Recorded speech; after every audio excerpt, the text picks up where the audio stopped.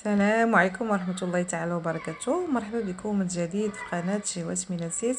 اليوم جيت نشارك معكم واحد الدجاج اللي كيجي زوين رائع. دجاج المفلعص. درتو بواحد العطريه اللي زوينه ورافقتو بواحد السلطه اللي خفيفه وظريفه وفلون ديال الكراميل بالموز والكركاع.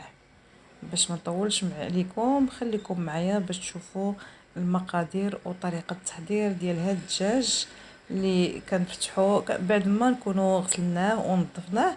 كنفتحوه من الوسط وكندير ليه العطريه وكنفورو. ها هو قسمته على جوج على هذا الشكل هذا، ودرت ليه العطريه من الداخل فيها غير شويه ديال السكينجبير، الخرقوم البلدي، شويه ديال الملحه، شويه ديال البزار صافي. وغادي نوضعو في البرمه باش يفور واحد 25 دقيقه حتى 30 دقيقه حتى يدخلوا الطياب. ومن بعد عاد غادي نخرجو وغادي نضيف ليه الصلصه اللي بلمستي الخاصه. كيجي واحد الدجاج اللي فيه مذاق ديال كاننا مطيبينو على الفاخر.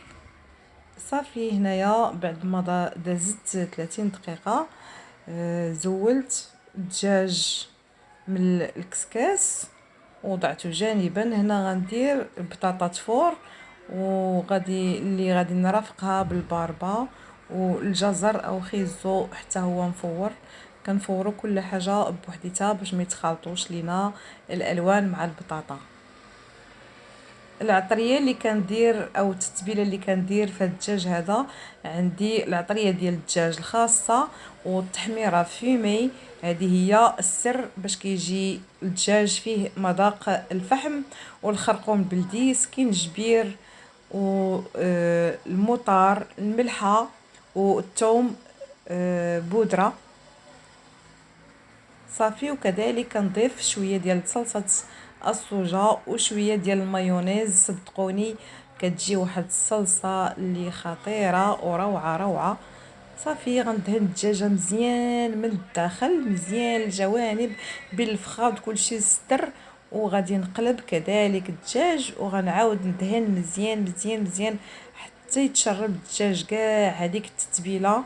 وغادي نعاود ندخلو الفران باش يتحمر واحد شويه وما نخليوش حتى يقصح. راه كيجي رائع. مده الطهي في الفران هي تقريبا 15 دقيقه. هانتوما بعد ما تبلتو من الداخل كذلك من فوق هادوك الكبيدات اللي حتى هما يفاروا مع الدجاج راه باقيين رطبين وحتى هما غادي يدخلوا الفران. ونخليكم بعد ما يطيب الدجاج ديالنا غادي نتلاقاو وبالصحه والراحه. وإلا عجبكم الفيديو خليوا لي شي تعليق زوين وحاولوا تجربوه، راه كيجي رائع، خصوصا الى تبعتوا الصلصه اللي عطيتكم وكذلك الطريقه. وبالصحه والراحه والى